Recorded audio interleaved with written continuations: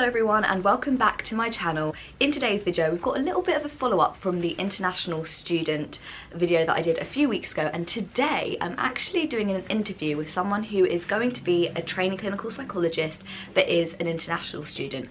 And guys, this was honestly probably the most informative video that I've ever created. I learned so much from Anvita, and we talk about the application process, visas, experiences she had prior to training, and kind of tips especially for international students. It is a very long video, but I have left timestamps down below in the description so you can jump through, but be sure to bring a notepad, a pen, a cup of tea, coffee, whatever it is, because honestly guys, you do not want to miss this. And if you did like this video, then please give it a like and also leave a comment down below as to what guests you'd also like to see on my channel, if you'd like to see any more interviews. So yeah, with all that being said, let's get into it. Today we've got the lovely Anvita, who's agreed to kind of speak with us a little bit about her experiences as an international student, but who is now a trainee clinical psychologist. So Anvita, it would be really helpful to kind of hear about maybe where you maybe did your undergraduate degree, if it was in England or if it was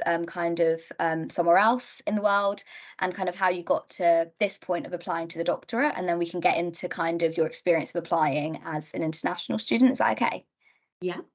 Cool. So I was born and raised in India, so I did things like my GCSEs and A-level equivalents in India. And then I came to Manchester, so I did my undergrad and my master's at the University of Manchester. So I did my undergrad in cognitive neuroscience and psychology with a placement year. And during my placement year, I did my placement in Southend in Essex. So I did that for stroke and COPD psychology, but I was mainly based on the stroke side. So I did that placement here, which was really helpful because it gave me more of a footing on like what the NHS is like. It gave me a bit more of work experience. I could use that when I graduated. So yeah, it was like around my final year when COVID hit. And then immediately after that, I pretty much did my master's in clinical and health psychology. I would say even for international students, similar to home students, it really doesn't matter in terms of training whether or not you have a master's or not. I just found it super helpful because my degree was like half neuroscience, half psychology, and thankfully it was BPS accredited. So I did that for a year, and pretty much immediately after I graduated, I had an assistant psychologist post. But my first one was very admin focused, and it was a bit more on like the research analysis side for different sort of programs. So that was like a good starting point, and I had really good supervision there. So I had like a good idea of what to expect. So then after that, I got another job as a research assistant and assistant psychologist. So it was a split post. Oh, right. That's really interesting. Yeah, it was actually really, really good because it gave me a good balance of what training would be like when you're juggling like clinical duties and juggling research simultaneously and trying to find the balance between them. As the RA, I was pretty much doing the assessments. I was trying to recruit people onto it. I was teaching clinical teams what the trial's about, what a randomized controlled trial even means, trying to like bridge the gap between the psychology service and the trial, and also like the wider clinical teams. So it was a super interesting process. And then on the other side, I was working for inpatient psychology, and I was delivering DBT, so dialectical behavioral therapy groups on wards with the clinical psychologist and another assistant psychologist.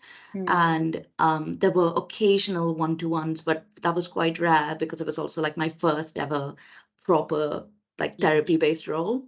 But again, it was super helpful because I had supervision from both the research side and the assistant psychologist side. So I felt like I was getting more of a whole rounded experience. So I pretty much just worked that job and then got on the doctorate. I applied once. It was my first time. I had one interview, so I was like really, really lucky that it panned out.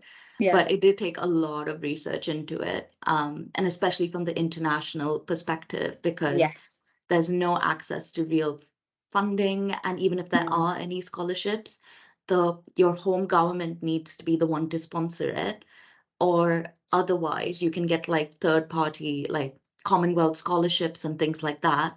But the issue Mm. with that is they want you to go back to your home country and at least work there for 2 years. And if you're an international student and you're looking to immigrate, you don't want to lose points in the British system by going back, because then you lose your continuous time in the UK. So then you have to start your immigration process from scratch. And then that's really tricky. So There's just so many things that I Can't wouldn't even think about, kind of the long-term impact of, yeah, having a scholarship that's funded by your home country and then having to go back, and then it would be more difficult for you to have a work visa maybe later on in life in England. Yeah, So definitely. it's such a kind of, so many other hoops to jump through, I guess, as an international student. I mean, we already have to kind of try to get onto the course, and then I think for international students it's made that much kind of harder, and like so many things to think about. But the amount of experience you manage to gather and like the variation in your experience is just incredible. And I'm also curious about how you had your A levels, and was it also kind of your GCSE equivalents in India? Did you have to get some kind of certificate or something saying that, you know, I did them in India, but it still is kind of, we covered the same material as you would in England? Did you have to do any of that for either your undergrad or for the doctorate process? Not really, because my schooling was predominantly in English. So all of my transcripts, all of the lesson plans I had, everything was in English. Hmm. So the university didn't need any translated materials or resources. So I didn't have to show anything. And the so the equivalent I did was called CBSE. So it's like Central Board of Secondary Education or such. And that's pretty like standardized across India. So Right. it was well known to the universities. They knew what the syllabus was. So I didn't have to do any of that. But I also did pretty well in English. And because everything was in English as well, Manchester pretty much turned around to me and said, "Oh, you don't need to do your English exam. We'll just write a letter for your immigration purposes." So I didn't need to sit like the IELTS or TOEFL exams Yeah. at all. Um, so if that ever is a thing for people, regardless of whether it's for an undergrad, master's, it's always helpful to show those grades of A levels, being like, this is how I did in English.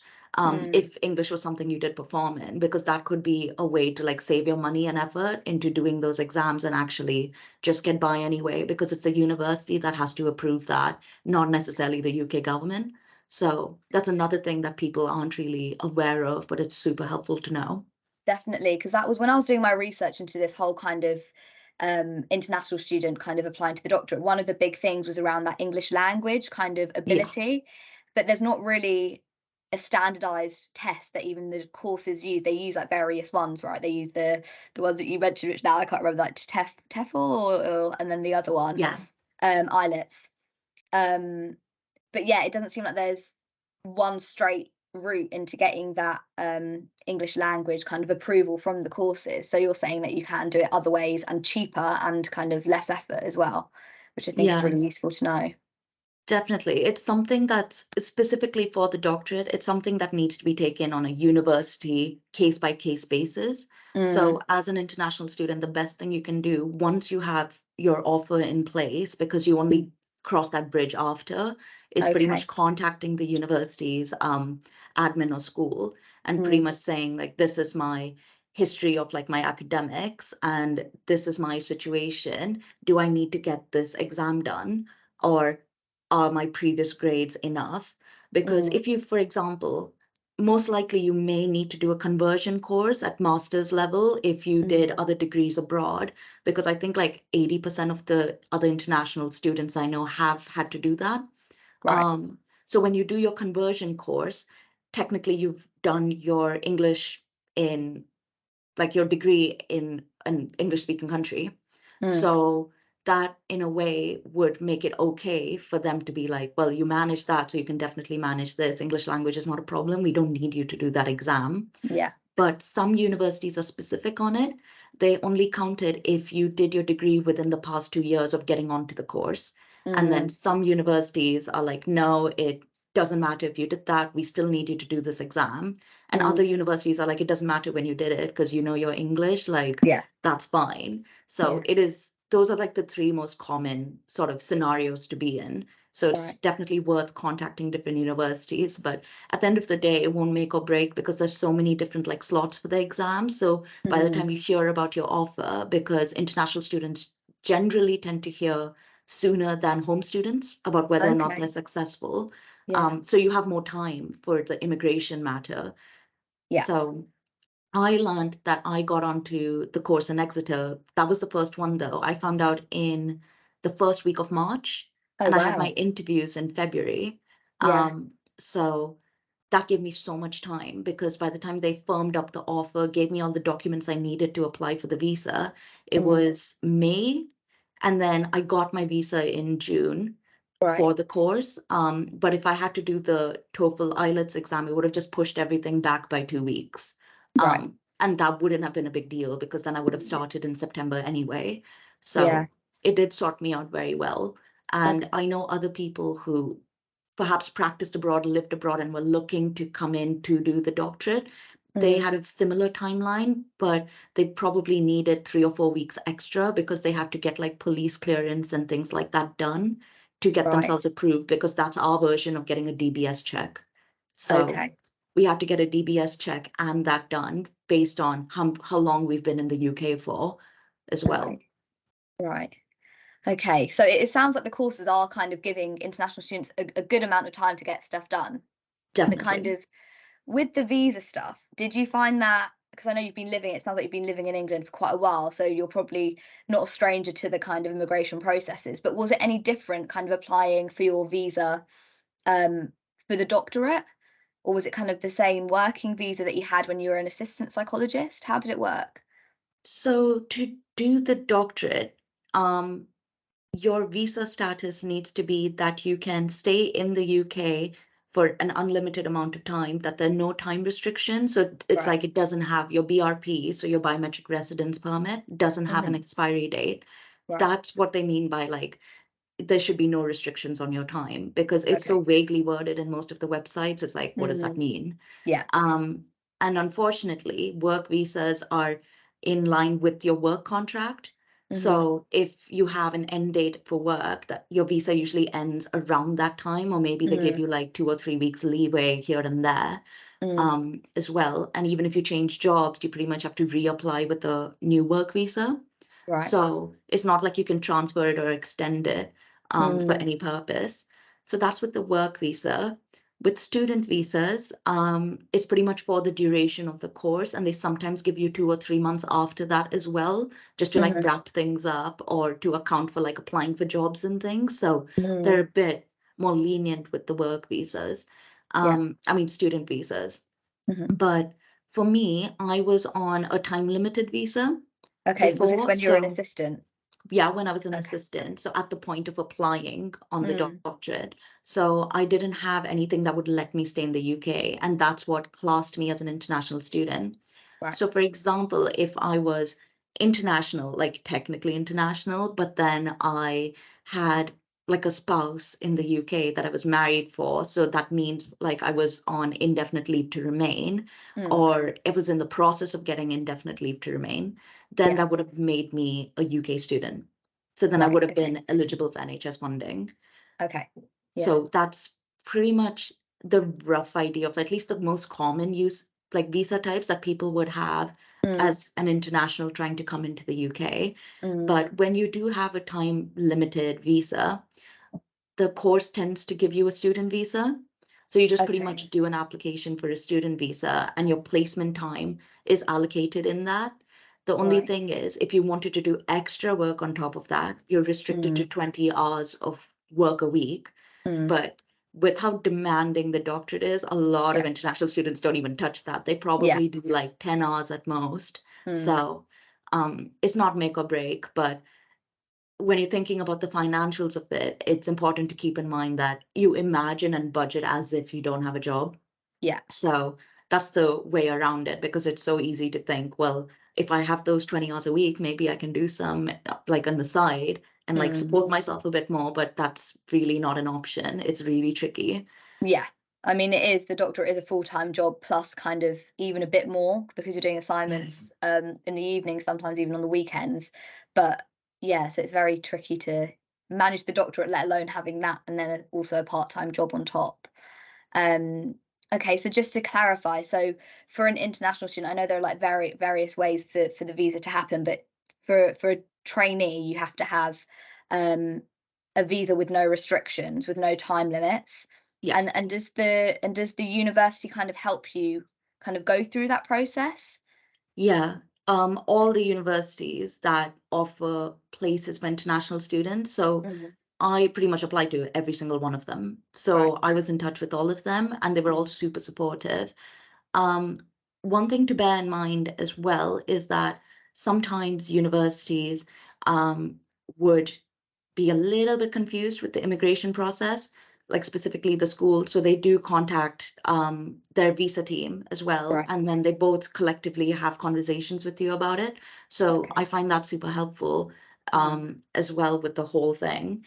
Um, and if you're confused about your immigration status and whether that would make you a UK student or international student in terms of funding, it's Mm. always worth contacting them before you apply, Right. just to make sure that it's something that you can do. Because Mm. even with your application, the more universities you apply to, the harder it is to tailor your application to the values and ethos of different universities. Yeah. So it could mean that you're hitting too broad, but not good enough for each university to actually get a good picture of how you may fit for them and how you could benefit from that course in specific. So Mm. it's like a double-edged sword. We have more Yeah. choices, but we also have places where we could possibly fall into a little bit of a trap.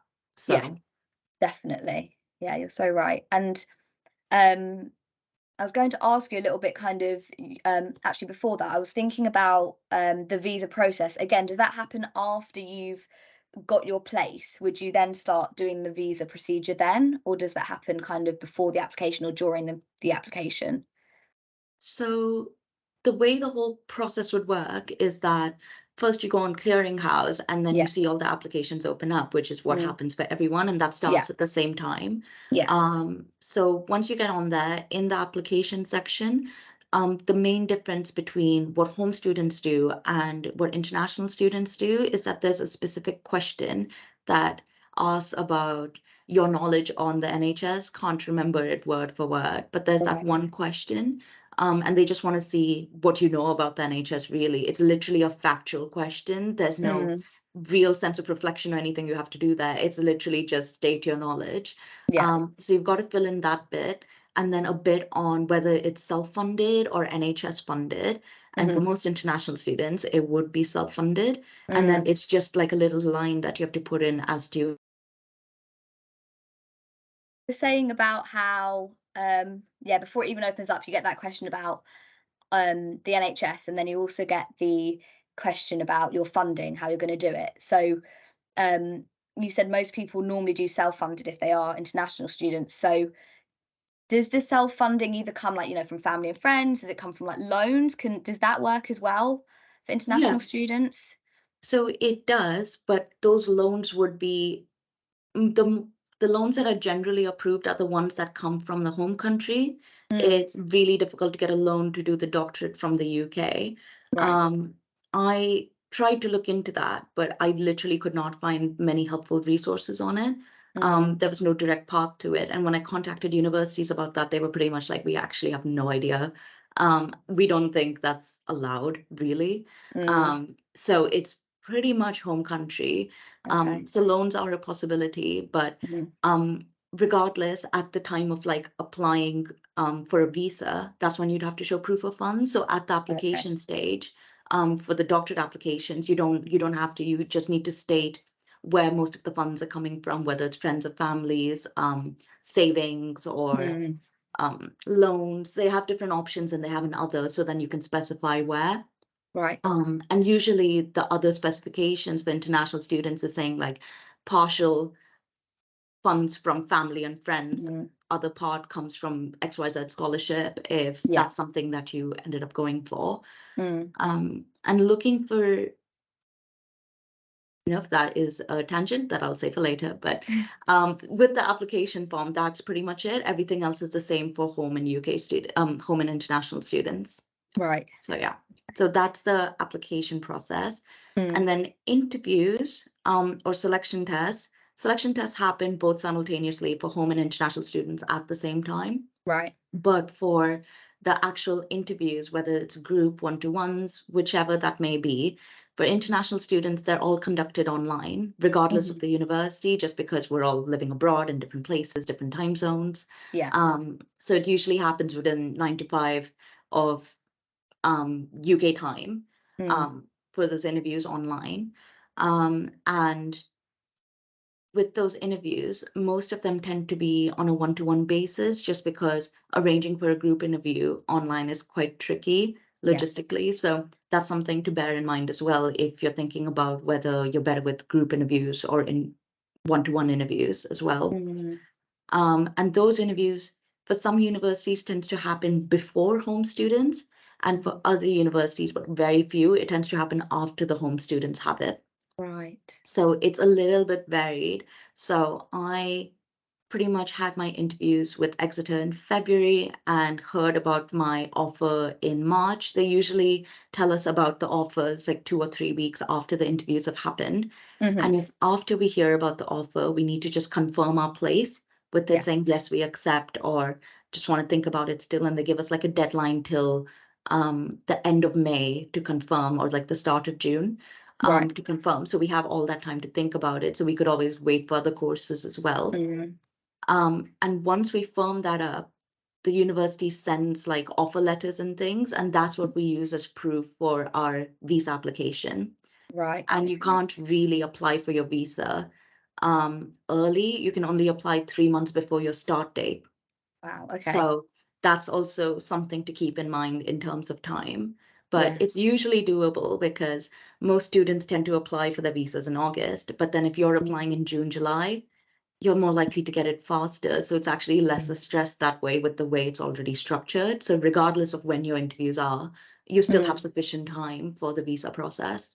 And then once you sort the visa out, that's pretty much it. There's not much to do except for start the course. So yeah. Lovely. You make it sound so easy.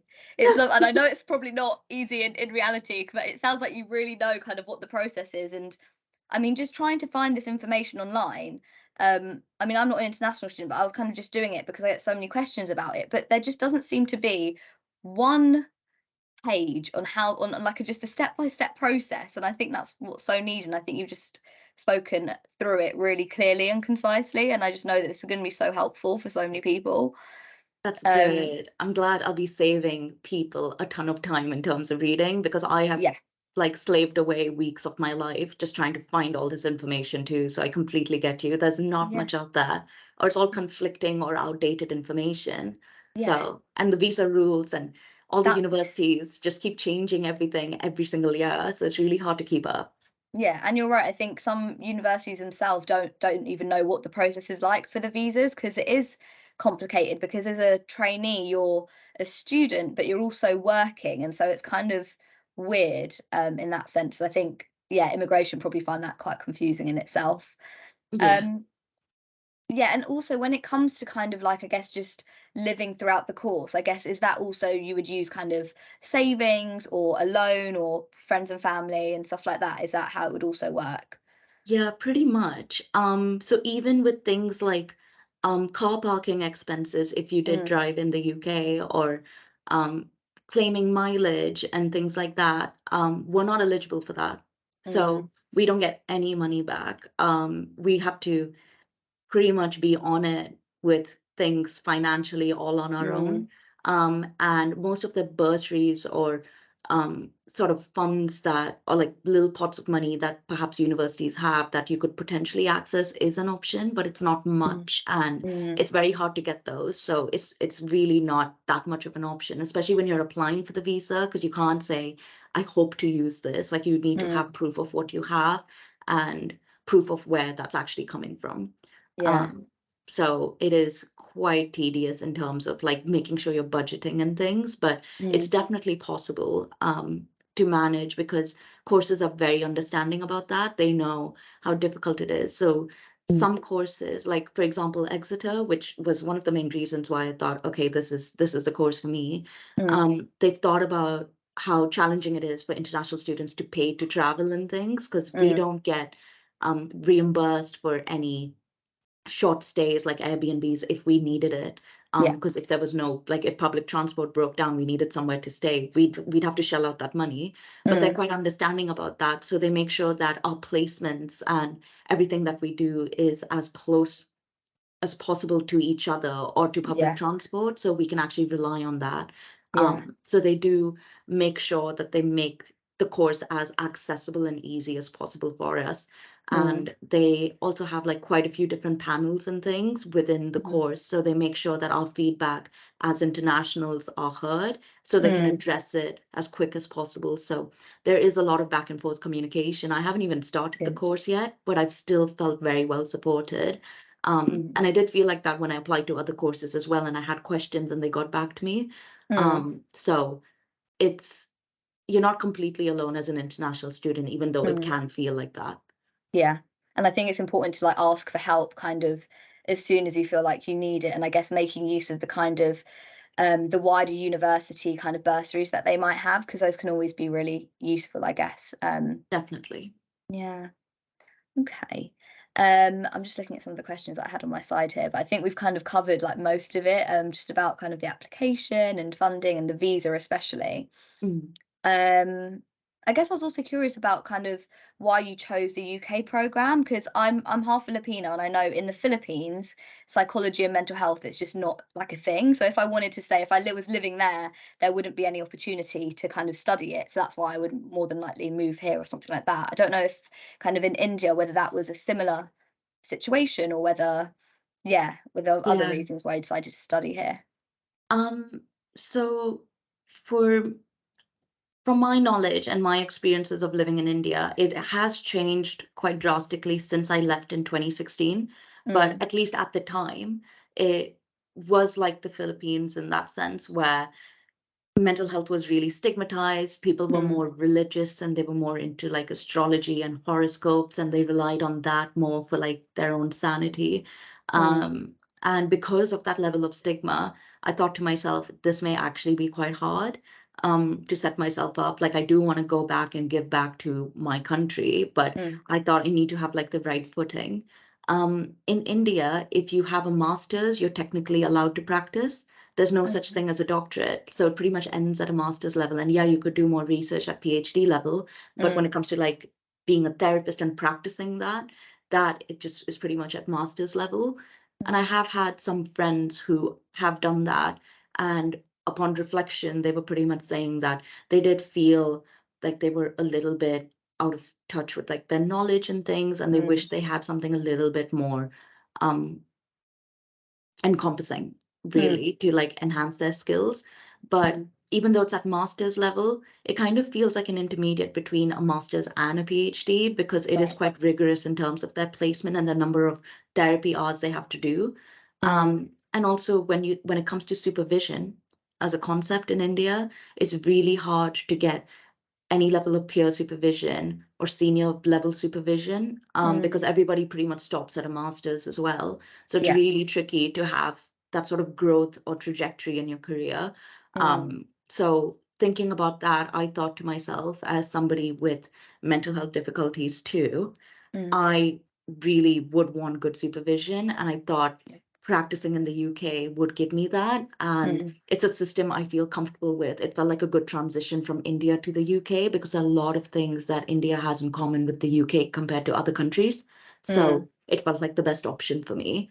And I guess being international, it made me more self-aware of how important linguistics are in terms of like doing therapy. So I wanted to go to a country where it was predominantly English speaking, just so that I felt more comfortable actually doing any therapy work with clients, specifically to be able to speak in English to them and make sure there's like as minimal miscommunication as possible. So to me, that was something I valued a lot. So I didn't necessarily want to go to another country where, for example, they speak like 2 or 3 different predominant languages.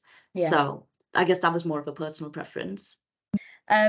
And so I guess just to kind of round up, I don't know whether you had any tips that you have for international students either kind of through the application process or even kind of the moving processes? Because I know you've moved from, I know you've been in England, but you've been moving about a little bit. But yeah, did you have any tips that you had for international students or yeah, people applying to the doctorate? Yeah, definitely. So, I would say it's really important to be as proactive as you possibly can. Even when you're not sure about something, it's really helpful to ask like other people for their experiences and things, but Mm, things change so often in the psychology visa world that mm, it's really important to go directly to each university and double check information because every university works differently. So it's not just a blanket answer for any question out there. So it's really important to keep that in mind. And I would say, in terms of choosing universities or understanding like ethos and values, I found it because there's so many of them for international students, and because I mm, was pretty much under the impression of I don't really mind where in the UK I am. So, mm, like, the world's my oyster. So, I pretty much pulled out all the universities, went step by step with different of the ethos values, anything that looked like a value even, mm, um, to see which one I match with best. So I could help tailor my application to that, but yeah. also trying to be my genuine self. So I would say it's really important to do that. And obviously share as much as you feel comfortable with in terms of like your past experiences, why you wanted to immigrate, how you Mm, think that would affect your ability to be a good therapist, or even if you have mm, any insecurities about that and how you think you may want to challenge that. That's mm, all right to put in because I know some international students can feel quite hesitant that they yeah, don't know how much of that to share, the differences in culture, but actually it's quite important and it's okay to do that. definitely. Um, and I would say that it can feel like a very lonely process because there are not that many groups out there. There's not much resources out there. But just know that there are loads of international students applying. There are other people who've had very similar questions, and it's okay to ask about it. It's okay to ask for help or maybe take a step back from things if things feel too much. And build that social support as and when you can, or just take space for yourself in any way you possibly can. And you may constantly have the idea of, did I only get on the program because I'm international, or was I actually good enough, Mm, or did I miss this because I didn't have experience in the UK doing XYZ, or maybe I didn't have this degree? But it really does not matter. It's just about how reflective are you? How can you improve upon yourself? And are you being really honest and genuine? I feel mm, like that goes a long way and it takes over anything else that yeah, you may feel maybe a logistical issue, and there are always solutions around it. So if you missed out on doing a conversion course, maybe you could do something else or see how you can get your course accredited. There are solutions for everything. It's just about thinking about it and trying to really research your loopholes or see how it matches best for you. But yeah. yeah, I would say that's my top tips and what I would have told myself a year ago just to like calm myself down. Yeah. But yeah, Yeah, hope that definitely. And helps. no, definitely. I think that will be. And there's something around there not being a community, I guess, for people who are international students, because that was kind of the thing that got me through the application season was the fact that, I mean, on Instagram alone, there are so many people doing it. And so you don't feel alone. You feel like you can ask questions. And I do wonder if people are like watching this video, if they can leave their details in the comments, if people want to get in touch to form some kind of, I don't know, like a WhatsApp group or like a Facebook group, so that people can have that connection. Because it's so important going through the process because it feels brutal at times, as you probably know. Like it's so long and it can feel very lonely. So yeah, great. Well, thank you, Anvita. It was genuinely so helpful. I mean, you've blown my mind with how many loopholes, like, or not loopholes, how many hoops you have to jump through as an international student to just kind of even get to the point of getting on the doctorate. But yeah, because you're going into your first year now, aren't you? So Yeah. I'm so excited for you. We'll definitely have to catch up to see how you've found it all. Oh, yeah, Um, definitely. And if you ever have any other frequently asked questions that pop up and you want to mm. do like a second video or something, I'm happy to help. So, Perfect. I reckon loads of people will want to watch that. How helpful was Anvita? I can't get over all of the knowledge that she had, and I'm so happy that she got onto clinical training this year. Please wish her good luck down below. We all need it starting training, and if you have any tips for her, then leave it down below. And she did say that she'd be happy to answer questions, so maybe you could leave some questions down below as well for her. Anyway, if you did like this video, please give it a like and subscribe for more content like this, and until next time guys, I'll see you later. Bye.